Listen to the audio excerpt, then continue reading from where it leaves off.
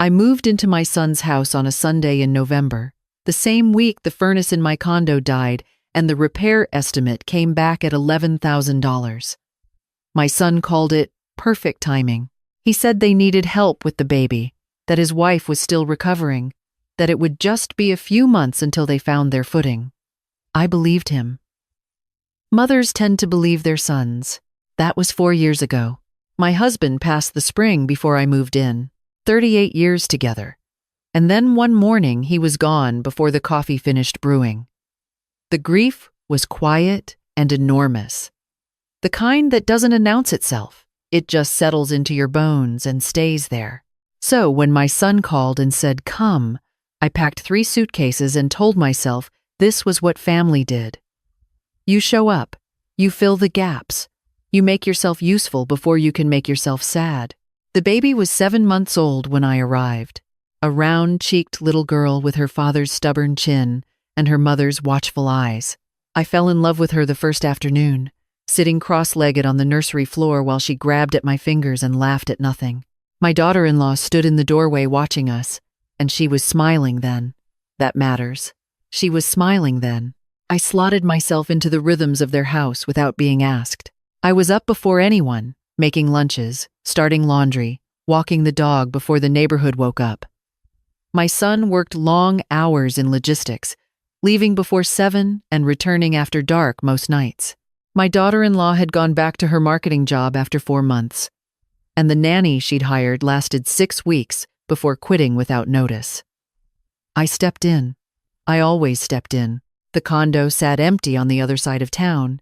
I paid the HOA fees every month out of habit, kept the utilities on a low setting, renewed the insurance.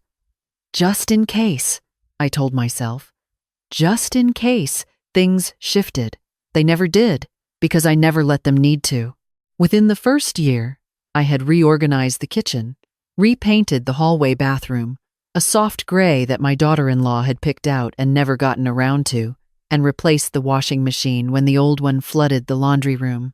I paid for it the same day, standing at the appliance counter in my coat still on, because I hadn't planned to buy a washing machine that morning. But the floor was soaked and the baby was crying and my son was 3 states away at a conference, so I handed over my card and didn't think twice. I stopped counting after the first year. That was my mistake. I should have kept a ledger from the beginning, not out of suspicion, but because numbers have a way of clarifying things that feelings cannot. Instead, I operated on the assumption that family doesn't keep score. I made that assumption alone. No one else in the house was making it with me. The thank yous faded around month 8. By the 2nd year, they were nearly gone. I'd mention something I'd bought or repaired, and my daughter-in-law would give a brief nod, the kind you give a contractor when the work is done, and you're ready for them to leave. My son was rarely home long enough to notice anything specific. He kissed me on the cheek when he passed through, asked if everything was okay, and took my nod at face value. He needed things to be okay, so I kept saying they were. I started noticing the small contractions. The guest bathroom that I used was no longer stocked by anyone but me. The bread I liked disappeared from the grocery order and was never replaced. My daughter-in-law took over the meal planning and stopped asking what I preferred, though she'd ask her husband twice about every ingredient in the dishes she made for herself. When her college friend came to stay for a long weekend, I was gently relocated from the guest room to the pull-out sofa in the office. No one apologized. No one thought they needed to. That should have told me something, that it happened, and no one thought to say sorry. My friend Dorothy had been watching all of this from a distance. We'd been close since our children were in elementary school together, and she had a talent for seeing what I was too busy to notice. She took me to lunch at the little Italian place we'd been going to for 15 years, and she set down her water glass and looked at me with that expression I recognized, the one that meant she was about to say something I wasn't going to enjoy. "You've been there 4 years," she said. "And what do you have to show for it?" I started to answer with all the things I told myself. The baby, the closeness, being useful. She shook her head before I finished. "What do you have?" she said again. Not "what have you given?" I didn't answer her. I drove home thinking about her question. And that night, I opened my laptop and pulled up 4 years of bank statements.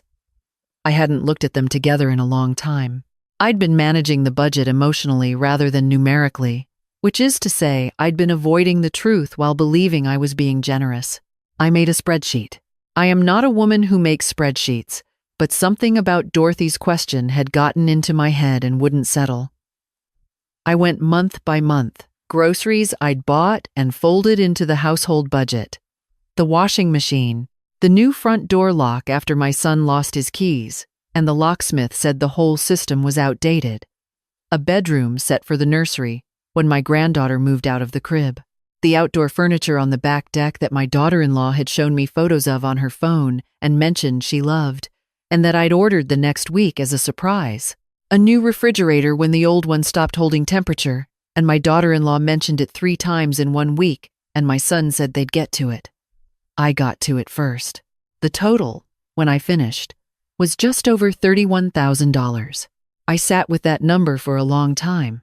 $31,000 from my savings. From the money my husband and I had put away over decades of modest, careful living. It didn't make me angry right away. It made me tired. Not the kind of tired that sleep fixes, but the kind that comes from understanding something you had been keeping carefully misunderstood. I closed the laptop and went to bed and said nothing to anyone. 2 weeks later, my daughter-in-law came into the living room where I was reading and sat on the edge of the armchair across from me. She had that look I'd learned over 4 years, the one where she'd already decided something and was now performing the conversation she thought she owed me. "We need to talk about the guest room," she said. I put down my book. "My mother and my stepfather are going to be moving in with us." She said it evenly, as if she were discussing a calendar change. "They need more support, and we have the space, and it just makes sense." I waited. "So we were thinking the guest room would be theirs, and then obviously they'll need access to the main bathroom since the stepfather has mobility issues." I looked at her, "Which means we'd need the office back for my mom's crafting and things." The office was where the pull-out sofa was. The pull-out sofa was where I slept when her friend visited. I had begun to understand where this was going, and my chest tightened in a way that felt very familiar and very old. "Where does that leave me?" I asked. My voice was calm. I was proud of that. She folded her hands in her lap. "We've been thinking about that. There's a nice senior community about 20 minutes from here. Independent living. Not assisted. Very active. We looked into it, and you'd qualify easily." She said this as if she'd done me a favor by researching it. I looked at her for a long moment. Then I laughed. I don't know where it came from. It wasn't amusement. It was something more like a pressure valve releasing after 4 years of careful maintenance. It came up through my chest and out before I could stop it. A single short laugh that I think startled both of us. She blinked. I picked up my book again. "Okay," I said. "I'll think about it." She seemed unsettled by that. She'd prepared for an argument or for tears or for quiet acceptance. She hadn't prepared for okay. She left the room without saying anything else. I sat there for a while after she left, book open in my lap, not reading a single word. That night I called Dorothy. She didn't say, "I told you so." She never did. She listened until I was done, and then she said, "What do you need me to do?" I told her. She was quiet for a moment. Then she said, "I'll rent the van." I spent the next 4 days making lists. Not angry lists, precise ones. I went through every room slowly, the way you do when you're finally paying attention after years of moving on automatic. The kitchen, where I had replaced nearly every major appliance and most of the cookware. The living room, where the coffee table was mine, bought on a weekend trip Dorothy and I had taken to an estate sale 2 summers ago. The entryway, where I had hung a mirror I'd had since my first apartment. The outdoor furniture on the deck. The bedroom set in my granddaughter's room, which I had paid for and assembled with a YouTube tutorial and a box of screws on a Saturday afternoon while everyone else was out. I found the receipts for most of it.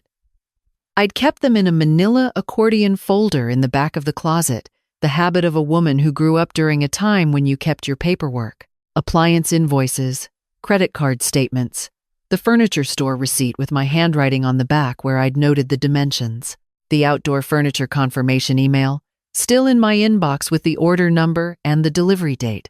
I didn't confront anyone. I didn't announce anything. I didn't leave a dramatic note on the refrigerator or wait for a final conversation that would give someone the chance to talk me out of my resolve. I had learned, in 4 years of being quietly underestimated, that the most powerful thing I could do was act without performing it. I waited for the right day. My son had a work trip to Atlanta, 4 days. My daughter-in-law had a conference in the city, 3 days with a mandatory dinner the first night. My granddaughter would be at her friend's house for a sleepover that Friday, returning Saturday afternoon. Dorothy arrived at 8 in the morning with the van and 2 cups of coffee and that same steely expression she got when something needed doing. We started in the kitchen. I was methodical, not frantic. I took what was mine and left what wasn't. The pots and pans I'd bought when I arrived because they'd had one small saucepan and a skillet with a broken handle. The stand mixer, a purchase from when my daughter-in-law mentioned wanting to bake more and never got around to buying one herself. The coffee maker, the good one, the one I'd splurged on the second winter because the drip machine they had made coffee that tasted like warm disappointment. The cast iron pan I'd brought from my own kitchen 4 years ago and never reclaimed. I took the small television from the guest room, which I'd bought after the first 3 months when the only available TV was in the main living room and I'd wanted somewhere quiet to watch the evening news. I rolled up the rug in the hallway that I'd purchased after noticing my granddaughter slipping on the hardwood when she first learned to walk. The outdoor furniture came apart neatly. We wrapped the chairs in the moving blankets Dorothy had packed and loaded the table in pieces. The bedroom set from my granddaughter's room I considered for a long time. It was hers now in every meaningful way. She had put stickers on the headboard and colored her name on the inside of the nightstand drawer. I left it. Some things stop being yours, not because you gave them away, but because love changed their ownership. I accepted that and moved on. By 2 in the afternoon, the van was full. I walked through the house one last time. Not sentimentally, just carefully. I checked every room. I checked my mental list against what remained. The house felt different with the things I'd contributed removed. Incomplete, like a sentence that lost its subject. I wrote one note. I kept it brief, because I had already said everything in the spreadsheet I'd emailed to myself, the one documenting 4 years of expenses that I had no intention of pursuing legally, but that I wanted to exist somewhere, witnessed, even if only by a server somewhere recording the timestamp. The note I left on the kitchen counter said only this: I took what I paid for, I left what I raised. Please take care of him. Dorothy shook her head when she read it over my shoulder. That last line is going to wreck her, she said. Good, I said. We drove to my condo. I'd had the heat turned back up 2 days earlier, called the building manager, confirmed my parking spot was still available. The condo smelled a little closed in, the way a space does when it's been waiting, but it was mine. Every square foot of it. The walls remembered me. The light came through the kitchen window at the angle I had always loved. We unloaded the van together, Dorothy and I, and then we ordered pizza and sat on the floor eating it because most of my furniture had gone into the storage unit I'd rented the week before, and I hadn't yet decided what I wanted the space to look like. It felt right, sitting on a bare floor eating pizza at 63 years old, deciding things for myself. The first call came the next morning, 9:47. My son. I let it go to voicemail. His message was bewildered. It said, Mom, I got home early. What happened? Did something go wrong? He sounded genuinely confused, which meant my daughter-in-law hadn't told him about the conversation, or had told him a version of it that left certain details soft. My daughter-in-law called at noon. Her voicemail was crisper, more controlled. She said she thought we'd had an understanding and that she hadn't expected this, and that my granddaughter was asking where her grandmother went. My son called again at 2 and again at 4. By the second day, he called 6 times, By the third day, his voicemails had changed. They moved from confused to concerned to something softer, something I hadn't heard from him in a long time. He said, "Mom, I didn't know. I didn't know what was going on. Please call me back." I believed him. That was its own kind of grief. He genuinely hadn't known, because I had never made it visible, because I had been so committed to holding things together that I'd made my own erasure invisible. He was a good man who had been allowed, by everyone including me, to not pay attention. I called him back on the fourth day. He answered on the first ring. I didn't shout. I didn't have a rehearsed speech. I told him, plainly and without decoration, what the 4 years had looked like from where I stood. The $31,000, the washing machine, and the refrigerator, and the furniture, and the groceries, and the nursery set I'd assembled alone on a Saturday with a YouTube tutorial. The pull-out sofa, the bathroom that no one restocked, the thank yous that disappeared around month 8 and never came back, the conversation with his wife in the living room, and the way she'd mentioned the senior community with such prepared evenness, as if she'd had the brochure ready. He was quiet for a long time. Finally, he said, "Why didn't you tell me?" "Because you needed it to be okay," I said. "And I kept letting you." Another silence. "I'm sorry," he said. And then again, "Mom, I'm sorry." I believed that too. Sorries don't rebuild $31,000 or 4 years of being quietly sidelined. But they are not nothing. They require a person to look at something directly rather than sideways. That takes more than people credit.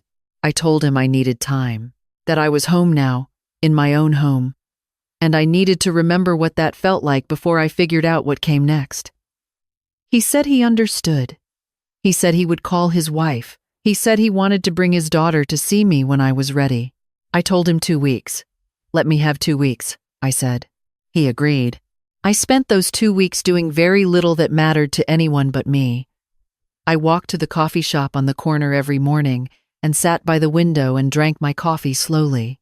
I called my sister in Oregon 3 times, long conversations that went sideways into old memories and came back laughing. I went through my storage unit and made real decisions, not temporary ones, about what I wanted in my space. I bought a new bookshelf, a small one, pale wood. I spent an entire Saturday arranging it. My neighbor across the hall introduced herself on the 3rd morning. She was 71, a retired librarian named Margaret, with a gray braid down her back and an opinion about everything, which I found immediately refreshing. She had a book club that met bi-weekly in the common room downstairs. She invited me the same day she learned my name. I went. 7 women, ranging in age from 59 to 78. All of them readers, most of them funny. None of them expecting anything from me except that I'd read the book. I had read the book. We argued about it for 2 hours. I drove home feeling more like myself than I had in years. Dorothy came for dinner the following Friday. She brought a bottle of wine and a set of dish towels as a housewarming gift, even though I'd lived in the condo before. She said, "Housewarming is for when you come back to yourself. You need new towels for that." We sat at my small table, the one I'd pulled from storage, and she looked around at what I'd done with the place and she nodded slowly. "You look better," she said. "I feel it," I said. She raised her glass. "To knowing when to leave." I raised mine. "To knowing where home is."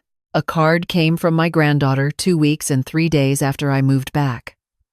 I know it wasn't entirely her doing, that either my son had helped her or suggested it, but she had drawn the picture herself. A house with a bright orange door and a figure with curly gray hair standing in front of it. Inside the card, in the careful, oversized printing of someone who is still learning how letters work, it said, "Grandma's house. Please come home." With a backwards E in please and a sun with 9 uneven rays in the corner, I put it on the refrigerator. I stood there looking at it for longer than I intended. Then I picked up the phone and called my son and told him to bring her Saturday. He did. They came on Saturday, all 3 of them, my son and his wife and my granddaughter, who ran from the parking lot to the door and knocked with both fists until I opened it. She grabbed me around the middle and told me I smelled like the same. My daughter-in-law stood on the front step with her hands in her coat pockets and an expression I hadn't seen on her before. Not quite remorse, because some people don't get all the way there easily, but something in that direction. Awareness, maybe. A recognition of what her choices had cost everyone, including herself. I didn't make it easy for her. I also didn't make it impossible. I made tea, and my son helped my granddaughter with her coat, and my daughter-in-law sat at the kitchen table, and after a few minutes she said, "I handled it badly." I poured the tea. "I didn't value what you were doing," she said. "I want to say that plainly." I set the cups down. "I'm not asking you to come back," she said. "I know that's not what this is. I just wanted you to know I understand more than I did." I nodded. I appreciated that she hadn't asked me to come back. It told me something about her. That she had measured the conversation correctly. That she knew asking would be too much. That what she was offering was not negotiation, but acknowledgement. It wasn't everything. It was something. My granddaughter pulled me by the hand to show me her drawing in the hallway, the one she'd spotted as soon as she came in. Framed now, in a thin white frame I'd found at the second-hand shop, she pointed at it proudly, as if it were a painting in a museum, as if she had always known it would end up somewhere permanent. "That's you," she said. "I know it is," I said. She leaned against my side and looked at it with me, the orange door and the gray-haired figure and the lopsided sun. And I held her close and thought about what Dorothy had said, that home isn't where you land when there's nowhere else. Home is where the lock responds to your key, where the thermostat does what you tell it, where the quiet is yours to fill or leave empty as you choose. I had bought this door, this lock, this light. I had earned the silence in these rooms. I had paid for it in ways that didn't show up on any invoice. In years of early mornings and folded laundry and birthday cakes made from scratch, and a child who knew she was loved even when she couldn't have articulated how. You don't lose that by leaving. You carry it with you. It moves when you move. That night, after they left, I sat on my small sofa in the lamplight I had chosen, and I wrote a letter to my husband. I do that sometimes. I tell him things I can't tell anyone else, things that don't need a response, just a witness. I told him about the condo and about Margaret and the book club and Dorothy and the wine on the floor and the card with the backwards E. I told him it had been hard and that it was better now and that I understood something about myself that I hadn't understood before. I told him I was okay, more than okay. I sealed the letter and put it in the drawer where I kept the others. And then I turned off the lamp and sat in the dark for a while, listening to the buildings settle around me. The city was doing its quiet nighttime things outside. Somewhere in the building, a door opened and closed. A dog barked twice and stopped. I thought about what it meant to be needed versus what it meant to be valued. I had confused them for 4 years, believing that because I was necessary, I was cherished. That's a mistake you can only make for so long. Eventually, the evidence assembles itself whether you're keeping track or not. Eventually, you have to look at the spreadsheet. I was 63 years old. I had good years ahead of me. Good, full, chosen years. Years where I would wake up in a room that was entirely mine and make coffee the way I liked it and answer to no one's schedule but my own. I had a granddaughter who ran to my door with both fists and knew which drawing belonged on my refrigerator. I had Dorothy and Margaret and a book club argument that had genuinely gotten heated over the last 50 pages. I had my keys, my lock, my thermostat set exactly where I wanted it. That was enough. That was more than enough. That was, it turned out, exactly what I had always been looking for. Even during the 4 years when I had been too busy being useful to go find it, I went to bed that night and slept without interruption, in my own space, under my own roof, with no one needing anything from me before morning. It was the best sleep I had gotten in 4 years.